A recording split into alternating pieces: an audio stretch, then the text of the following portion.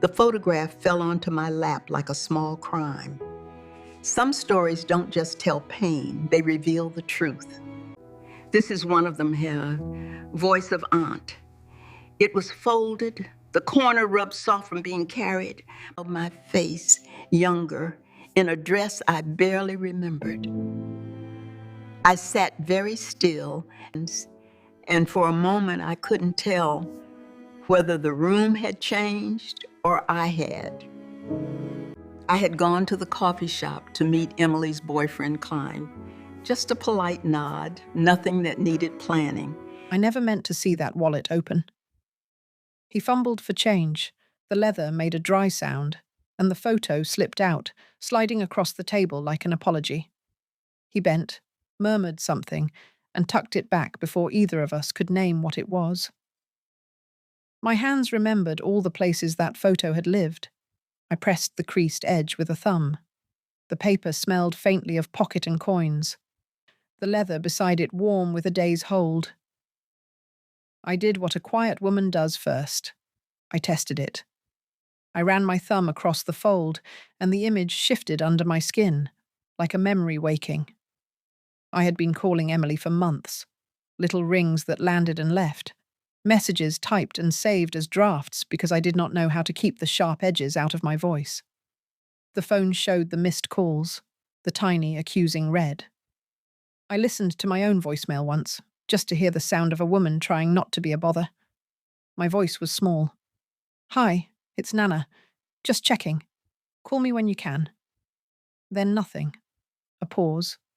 Then, quietly, "Love you." The recording ended, and I played it again. When I was young, my daughter used to say I held on to small things like a map. I think I still do. I folded the photograph into my palm and held it there while the coffee cooled. People were talking around me. A barista called names. A stroller creaked, the world running on its ordinary noise. I let those sounds pass like weather. He had been polite. He said, "Nice to meet you," like a practiced line. I said, "You too." He waited for my cue to sit. There was nothing in his eyes that announced history, only the polite curiosity of a young man meeting someone old enough to have lived a whole other life. He laughed at something on his phone and pushed the wallet into his back pocket. I had not meant to look, and then the photograph was there, the creased corner catching the light as if it wanted attention. Emily's name stuck in my throat because she hadn't come to visit last Christmas. She'd sent a text. "Working through the holidays. Nana, catch up soon. Catch up soon." I said the words out loud once, tasting them, and they sat on my tongue like a promise I had made to myself. I had been keeping small agency, one at a time. I left a plate at her door once. I sent a parcel with a sweater. I tried not to call too often. Each attempt was a small choice. Each unanswered ring felt heavier. When he left the table for a moment, I reached slowly, as if the photograph might be glass. I unfolded it at the edge. Careful. My face looked younger in the picture. Softer jaw. A laugh trapped halfway. The edges were worn from being carried. I traced a freckle that had been there all my life. My thumb found the place, and the paper shivered. There was a tiny instinct to ask him outright then. It rose, and I let it fall away, because I am a woman who has lived long enough to know that some questions rearrange rooms. Instead, I called Emily as soon as I was home. The phone rang and went to voicemail. Her voice came back to me again, tired. "Hey, Nana, I'm in the middle of something. Talk later." Not rude, not cruel. The world was full of soft exits now. I thought of the last time she had pressed her face against mine and asked for a story about the war. She had still had baby breath then. Time flattened into small images. A scraped knee, a crooked tooth, a hat left on the armchair. Those were the proofs I kept in a box. This photograph was a different kind of proof. It spoke of being carried, kept in a wallet like a talisman. It said someone had taken my younger face into their pocket and walked with it. I rehearsed words in the kitchen while the kettle boiled. "Is that your Nana?" I said aloud to myself, and tasted the strange sound of the sentence. I thought of simply handing the photo back and saying nothing. I thought of waiting and watching. I thought of asking Emily a small, careful question that would open the door without tearing it down. Planning felt like gathering shells on a beach.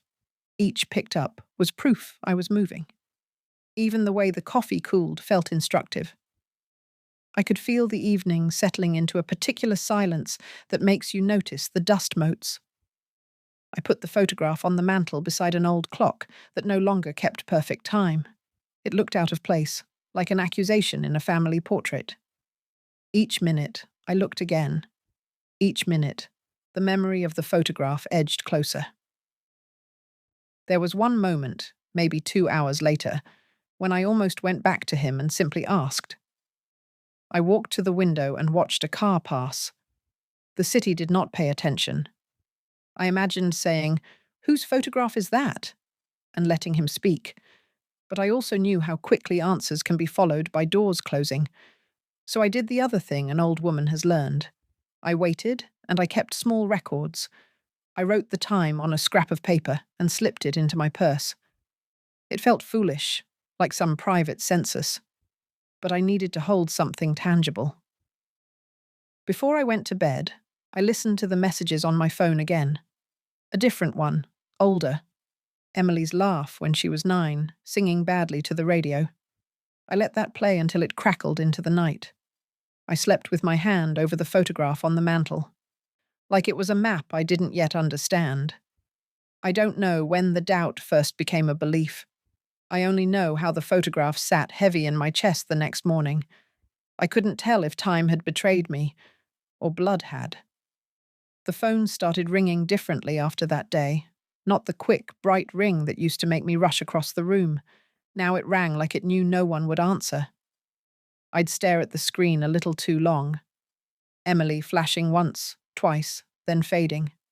Sometimes I'd pick up before realizing it was only a telemarketer, the silence afterward louder than any voice could be. That's how distance begins, not with a fight, not even with words, just with the quiet habit of not calling back. The photograph stayed where I'd left it, on the mantel beside the clock that missed a beat every few minutes. I'd look at it while making tea, wondering how many versions of me existed in that single face.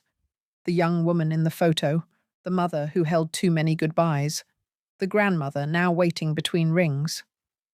Time doesn't move evenly. Sometimes it folds like that photograph did. There's a certain ache that comes from pretending everything is fine. When the neighbor asked, "How's Emily doing these days?" I smiled, told her she was busy, traveling for work. I said it like I believed it. But my throat tightened every time the word busy left my mouth. Because busy had become the polite word for gone. I remember one Sunday morning, sunlight hitting the kitchen floor in little squares. I'd made pancakes out of habit, the way I used to when she visited as a child.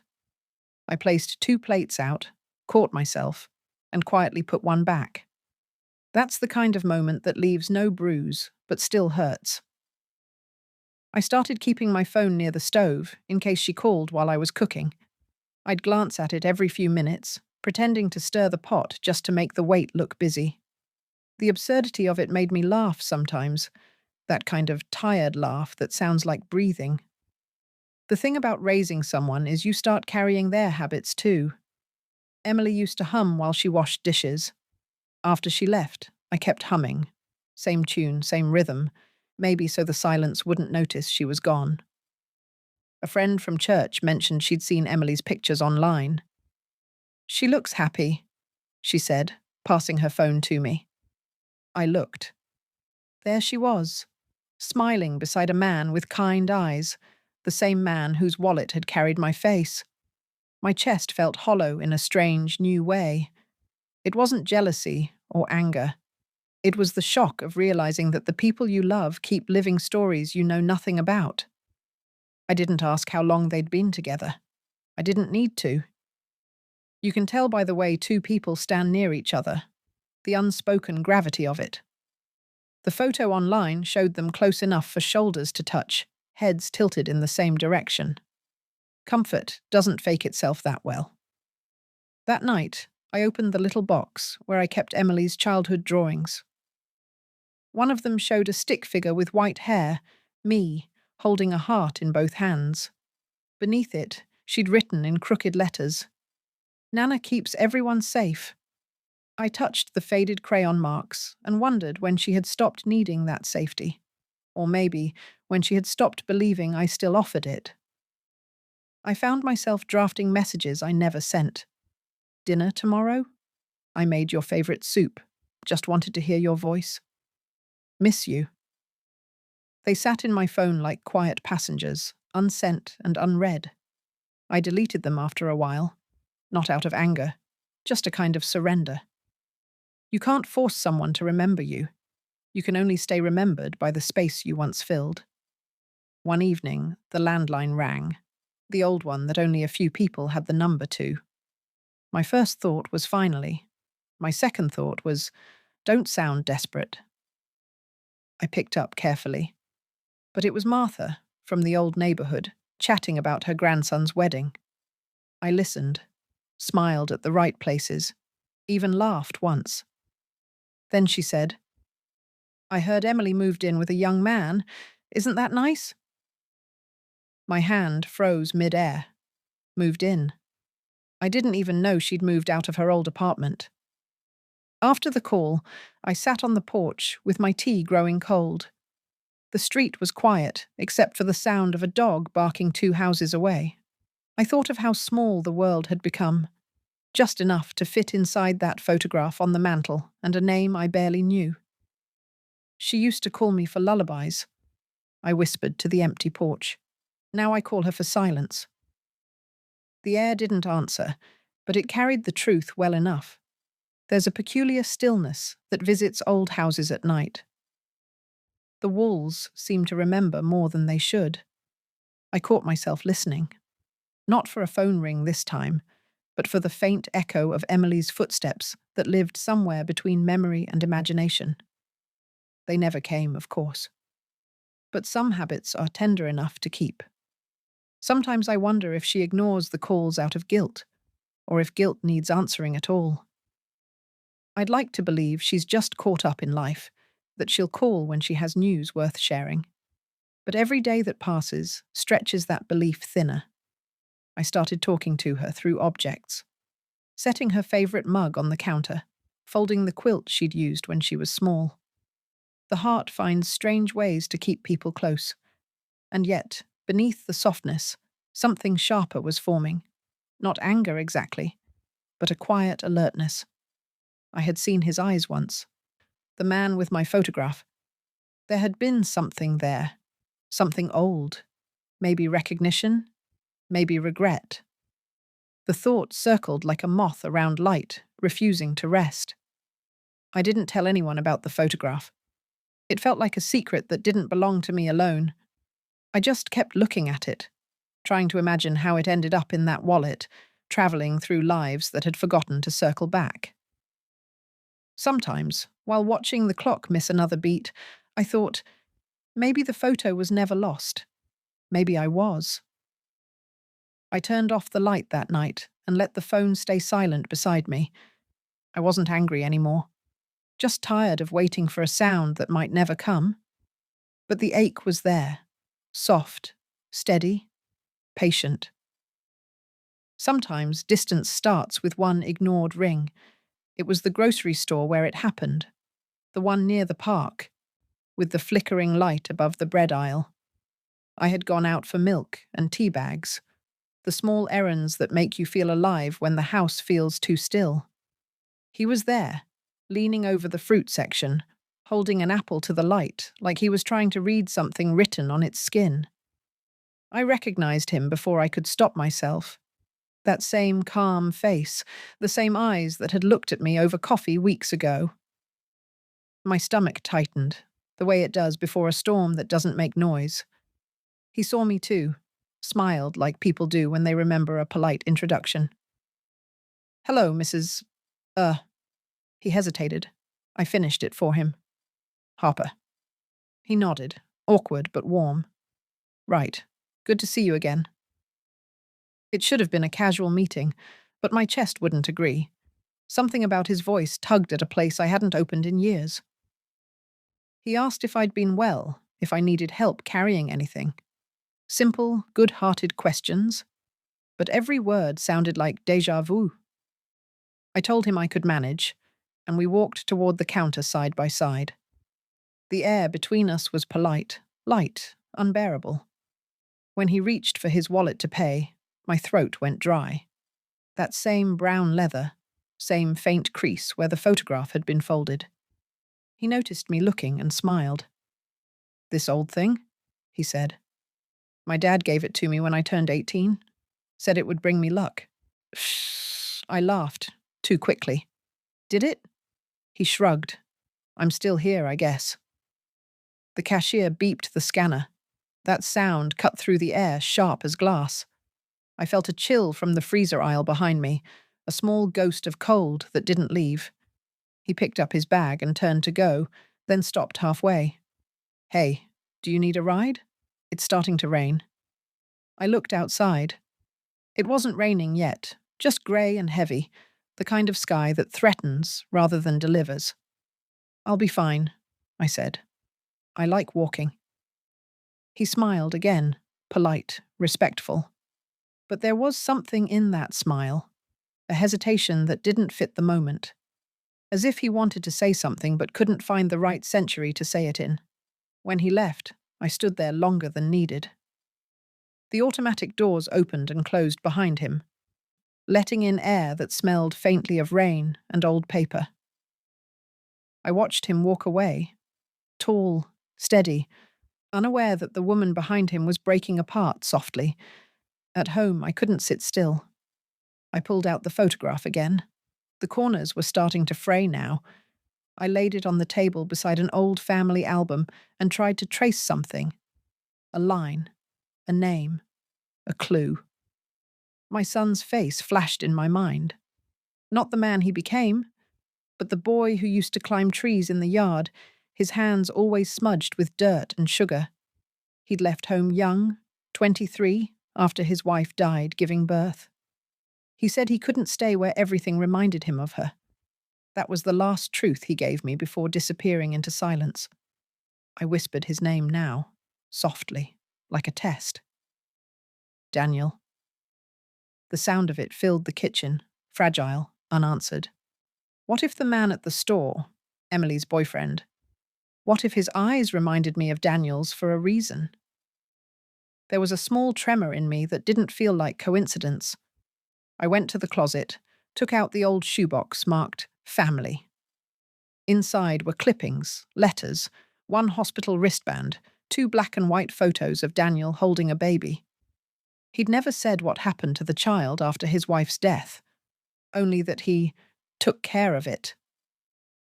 Those were his words, vague, evasive, final. I pressed my palm to the photograph again, the one from the wallet. Younger me, yes, but maybe not kept by Emily's boyfriend because of me.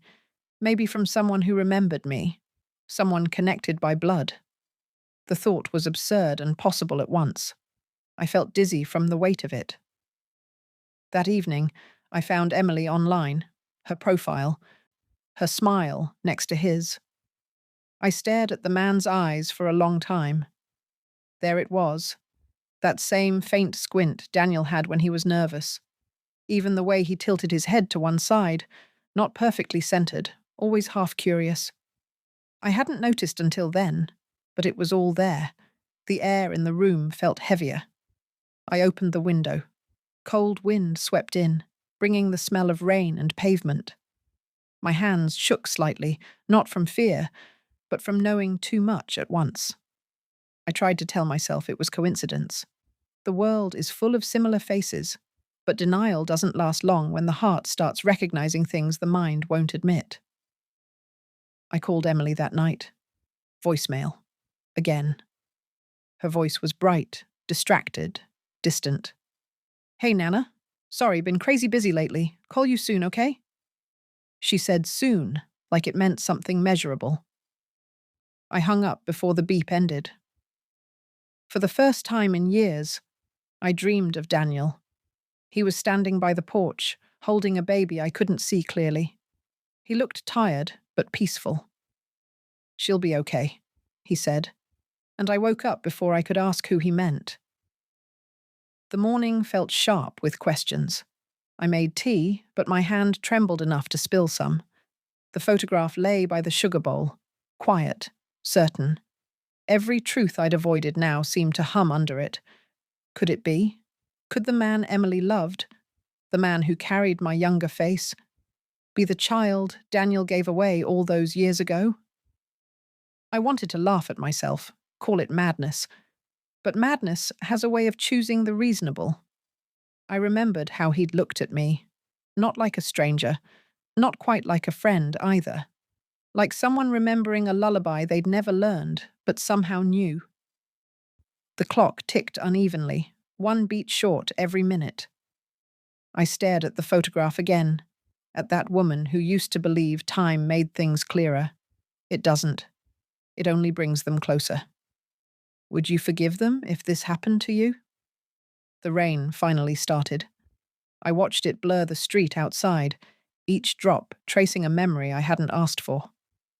I whispered a small prayer, not for clarity, but for courage, because deep down, I already knew what the next step had to be. I had to open the past, the one I'd sealed with my own silence. Names can change. Blood doesn't. That night, I didn't sleep. The house made its usual sounds, the tick, the creak, the far hum of the refrigerator. But it felt like the air itself had started remembering things. Sometimes, silence grows heavy enough to confess for you. By morning, I had made up my mind. I needed to know, not guesses, not maybes. The truth, even if it came slow, even if it hurt. I pulled down the old wooden chest from the attic. It was heavier than I remembered. The smell hit me first. Paper, dust, faint soap. It had been sealed since Daniel left. My hands shook when I unclasped the lid. Inside were letters tied with ribbon, a small teddy bear with one button missing, and the kind of stillness that lives in forgotten things. Each letter felt like an unopened wound. I didn't start with the ones from him. I couldn't. I began with the hospital forms. The ink had faded, but not the name. Daniel Harper. Next to it, infant male, unnamed. The date matched what I'd carried in my head all these years. The doctor's signature looked rushed. I remembered that day. The rain, the waiting room, the nurse who wouldn't meet my eyes when she said the mother didn't make it. I kept searching. Underneath a folded baby blanket was an envelope, brittle at the edges. Inside, an adoption paper, the ink clearer this time. It bore Daniel's signature, written in his young, tired hand. My throat went dry reading the line. Surrender of parental rights. Closed adoption. Confidential. No mother listed. No name for the child. Only the initials MJI sank to the floor with that paper in my lap. There's a kind of grief that doesn't make noise. It just rearranges your breathing. If Daniel's son had lived, if he'd been adopted under those initials, and if years later Emily's boyfriend carried my photograph, then everything I had believed about distance and blood and belonging was about to come undone. I closed the chest, leaned back against the wall, and let the dust settle in the air like slow rain. The light from the small attic window made tiny gold patterns through it. I watched one speck drift down, land on the paper, and stay there, still, unafraid. That was how the truth arrived, quietly, almost kindly. I thought of Emily, her easy laugh, her quick affection, how she trusted people with her whole heart. What would this do to her? To both of them? The idea of saying it aloud felt wrong, like speaking in a church after the prayer had ended. I sat with it for hours. Noon came and left. I didn't move. Sometimes knowing is heavier than not knowing.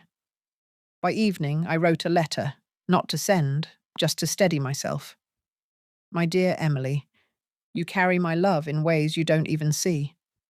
But love also carries truth. And the truth isn't always kind. There are things your father never told me. Things I never had the courage to ask. I don't know what's right anymore. Only that silence keeps hurting people who never meant to be hurt. If you ever read this, forgive me for protecting a lie longer than I should have. I folded the letter neatly and tucked it in my drawer. The sound of the paper sliding against wood felt final. Then I went to the mantel. The photograph was still there, unchanged. My younger self looked back, unaware of what her silence would cost. I wanted to hate that woman for all she didn't do, but I couldn't. She had done what she knew.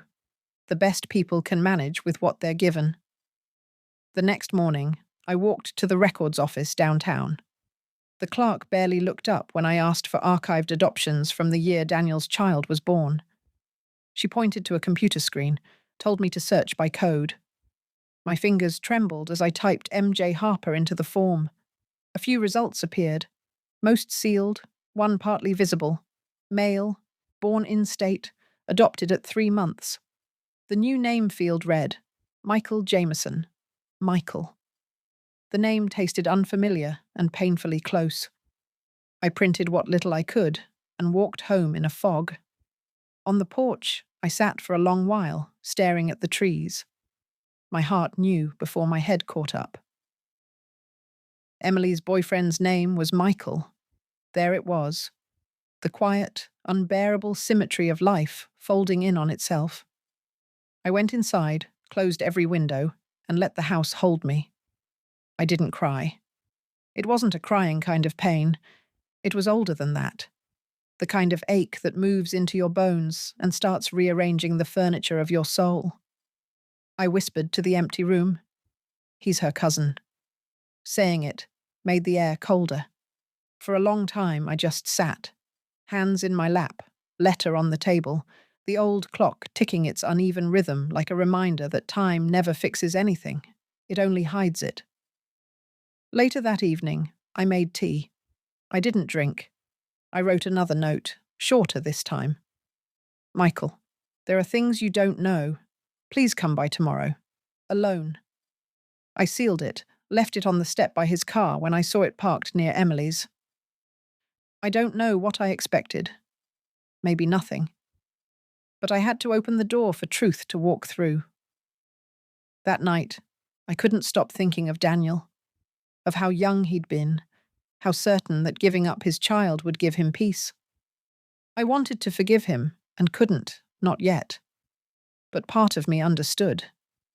When people are young and broken, they make choices that echo far beyond them. I looked at the letter again, the one meant for Emily, and realized something quietly cruel. I had spent a lifetime trying to protect her from pain, and all I had done was delay it. The truth was waiting, patient and still, right there in the folded papers. I placed them on the mantel beside the photograph.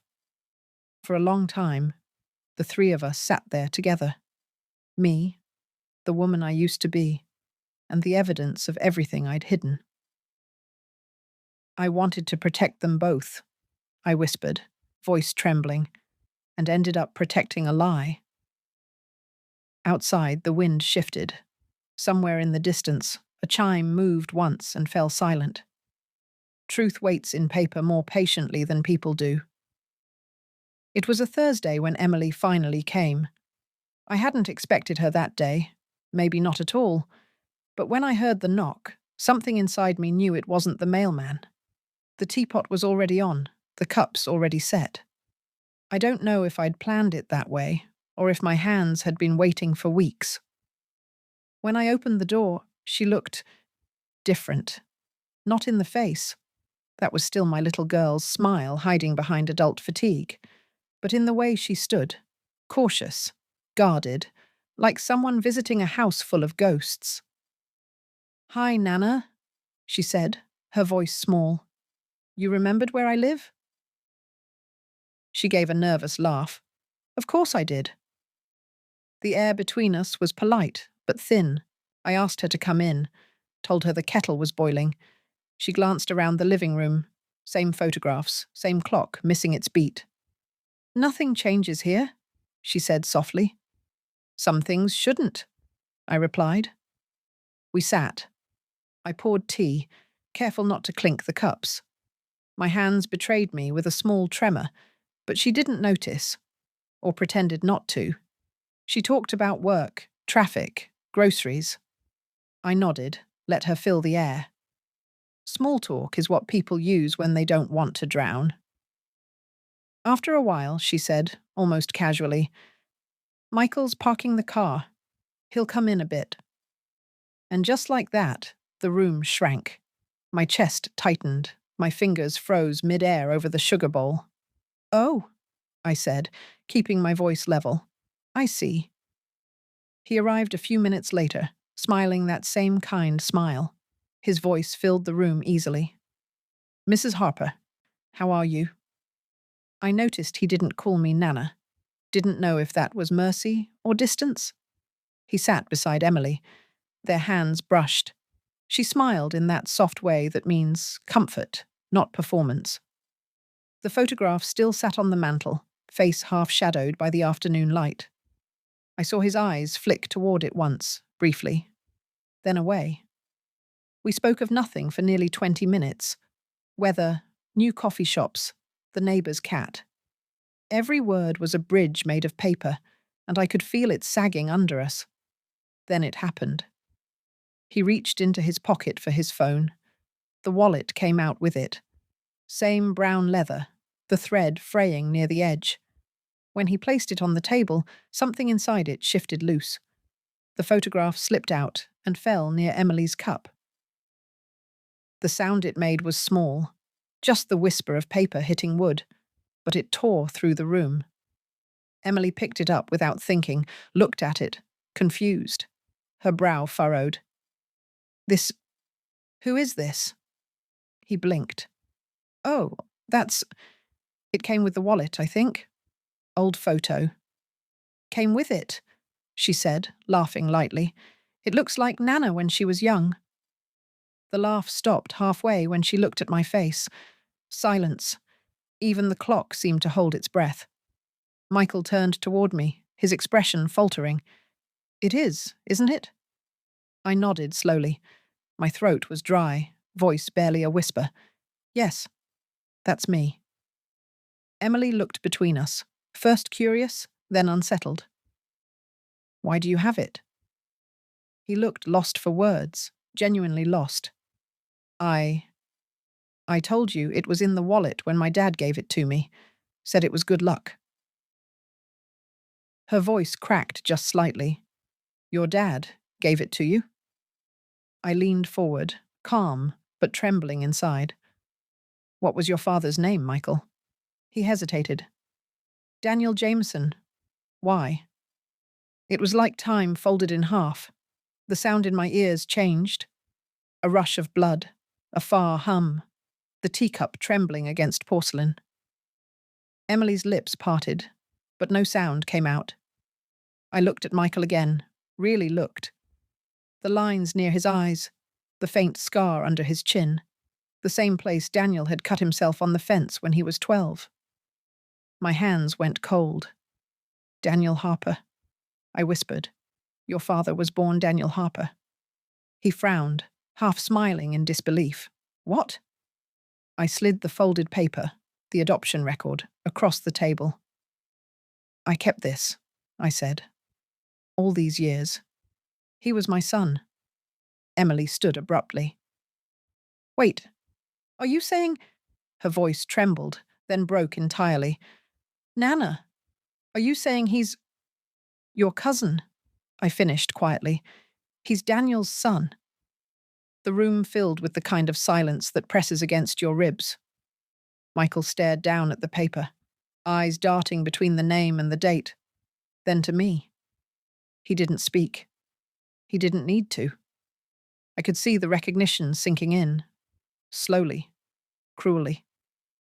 Emily took a step back, both hands to her mouth. "No," she whispered. No, that's not. Her knees wobbled. I moved to steady her, but she flinched from touch. The cup beside her tipped, tea spilling across the table. The smell of it, bitter, warm, final, filled the room. Michael stood, pacing. "This can't be right," he said, voice shaking. "It's impossible." "It's not," I said softly. "I wish it were." He ran both hands through his hair, breathing hard. "I didn't know. I swear, I didn't." "I know," I said. "None of you did." Emily's eyes brimmed with tears that didn't fall. Her voice was small, frightened. "You knew and you didn't tell me?" I took a step closer. "I didn't know until recently. I found the papers. I needed to be sure." She looked at the photograph, then at me, as if seeing me for the first time. "You were supposed to protect me." "I was trying to," I said. "And I failed." There's no right sound for heartbreak. Sometimes it's not even a cry. It's just the sound of someone breathing wrong. That's how the room felt. Michael sat back down, elbows on his knees, eyes fixed on nothing.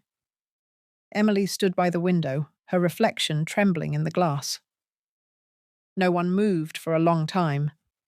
Finally, he spoke, his voice low. "What do we do now?" No one answered. Because what answer exists for something that should never have been? I reached for Emily's hand. She let me this time. Barely. Her palm was cold. I wanted to say something, anything, that would make the air bearable again. "There are cries that don't reach the throat," I whispered. "They live in the eyes." Her hand trembled once, then went still. Outside, a car passed, its tires hissing against wet road. The sound filled the space we couldn't. After a while, Michael stood. He looked at both of us, eyes glassy, but his voice steady. I'll fix this," he said. "I don't know how, but I will." Then he left, quietly, carefully, as if afraid to wake something fragile. Emily stayed a few minutes longer. Neither of us spoke. When she finally moved toward the door, she paused, looked back once. Her eyes were red, but dry. "I loved him," she said. "I know," I whispered. "That's why this hurts." The door closed softly behind her. The sound lingered, echoing through the house until even the clock seemed to stop counting. I sat there alone, the spilled tea cooling, the adoption paper damp at one corner. The photograph lay between them, folded again, smaller now, as if it couldn't bear its own history. There are cries that don't reach the throat. They live in the eyes. That night, I let mine finally breathe. 3 days passed before anyone called. Not Emily, not Michael. The silence had its own heartbeat. It pulsed through the house like an old memory, steady and heavy and unwilling to fade. On the fourth morning, a letter arrived. No return address. Only my name written in careful, almost childlike handwriting. I knew the shape of that handwriting before I opened it. It was from Michael. "Mrs. Harper, I've had the DNA test done. I didn't want to believe it, but I couldn't rest without knowing. The results came today. You were right. He was your son. I'm his son. I'm sorry." There were no more words after that, just a smudge at the bottom, as if his hand had shaken. I sat at the kitchen table with the letter, the same place where the photograph had fallen, and I felt time move differently. The kind that doesn't rush or crawl. It just exists, like breathing. Later that afternoon, I called Emily. The line rang longer than usual, and I almost hung up before she answered. Her voice was quiet, stripped of all the brightness it used to carry. "I read it too," she said. I didn't ask how she'd found out. I already knew. He must have shown her. There was a pause. I could hear her breathing, a fragile rhythm. "He's gone, Nana." "Gone?" "He left town. Said he needed time. Said he couldn't stay." I closed my eyes. He's not running from you, sweetheart. He's running from the truth. She gave a small, dry laugh. Same thing, isn't it? For a while, neither of us spoke. The sound of her silence was different now, older. When she did speak again, her voice was softer. I keep thinking about all those times I ignored your calls. You must have known I was drifting away and you still called. I didn't know, I said. I only hoped. Her breath hitched, almost a sob. I should have come sooner. Don't. I stopped her gently. Some truths find us only when we're ready to see them. A small sound came through the line, maybe her nodding, maybe crying. Then she said, I don't know how to feel. You don't have to decide that today. After she hung up, I stayed by the phone for a while. The late afternoon light stretched across the floor, thin and golden, making the room look smaller, safer. The photograph was still on the mantel, though its edges had curled inward now. Time does that. Even paper tries to protect itself. That evening, I did something I hadn't done in years. I wrote to the local authorities, not to accuse or demand, but to confirm. I attached the documents, the adoption record, and Michael's letter. I wanted the truth to live somewhere other than my head. A few weeks later, the official envelope came back. Simple, unceremonious. Inside was one line.